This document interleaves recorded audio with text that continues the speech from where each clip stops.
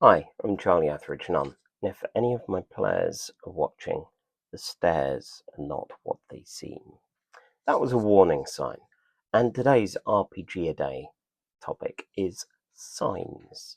And as far as this goes, my first thought was warning signs, actually, in RPGs.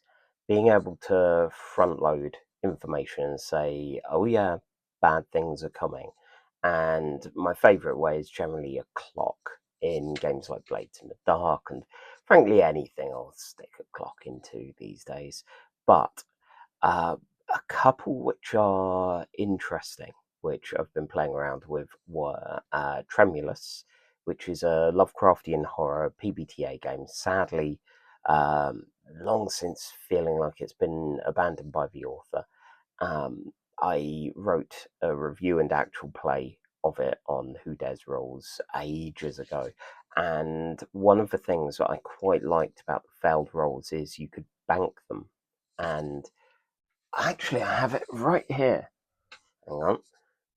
These are from the Call of Cthulhu living card game, collectible card game. They felt unnecessarily big as markers. Like, boom, I control this, whatever. But even though I got rid of the card game years and years ago, these felt like they'd be useful, and I've still got a few. And what would happen is if people had a failure in Tremulous, like I didn't use a GM screen for it because I generally don't for PBTA games. Reference sheets are good enough, and I'd rather an open terrain between me and the players. So I would just stick that down in front of me, a nice reminder. Anytime I'd add another one if there was a failure that I needed to use and that the players knew was coming. They'd failed a roll, they hadn't got repercussions, but they knew just by seeing one of these on the table that a repercussion was on its way. Now, that's cool, that's fun. I enjoyed doing that.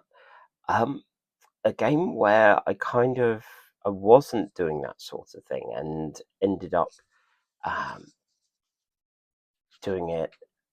I think possibly in the last session was Star Trek Adventures, and my word, it felt so much better to be openly out there in saying threats up to this rating, because my players would sometimes hold back, going, do we give him more threat?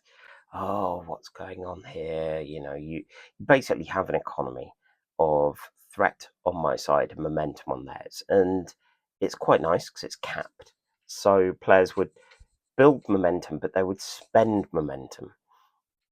Early in sessions, however, they would look at what they've got, zero, well, I forget now, but pretty much nothing, and go, well, we're going to have some bad rolls. But in Star Trek Adventures, as is the case with a few of the Modiphius games, you can give the GM threat. And with it as a nebulous abstract thing behind my screen, a currency I was secreting away, that was that wasn't great. They'd just assumed that there was always, oh my god, if we added any threat, it would be that last one. But if they see a handful of it, and I've not done anything, maybe I'm waiting, maybe, nothing's coming to mind, frankly. And yeah, I basically had it there as a pool that they were like, go on, add another one to it. It becomes more tangible, more able to be dealt with, and it felt like players were a lot more open in having that back and forth. And I think if I ran Star Trek Adventures again, I'd do like a lot of games, and I'd have some reference sheets and no GM screen, and the threat would be open on the table. As someone that was running with a screen, because I had a lot of notes, I was running some pre-made adventures, and I still wasn't entirely confident on the system.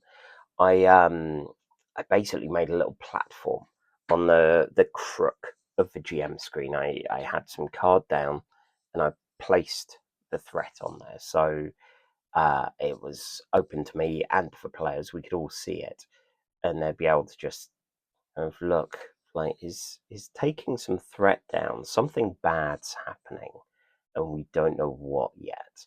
And again, that's suspense. That's good fun because players aren't going to be arseholes. They're not going to go right, quick, red alert, hide everything, because the players don't. The players know something is happening. The characters might have an inkling, but they don't know, and that's part of the fun with all of it, really. So, create some kind of tangible warning sign for your players. If they fail a roll, bank it, and let the repercussions wait, and then kick them in the arse, because you want the actual effect of this. And the same with games like Star Trek Adventures. Don't hide your meta currency. Enjoy having it out there for the world. What meta currencies do you do this kind of thing with? Let me know in the comments.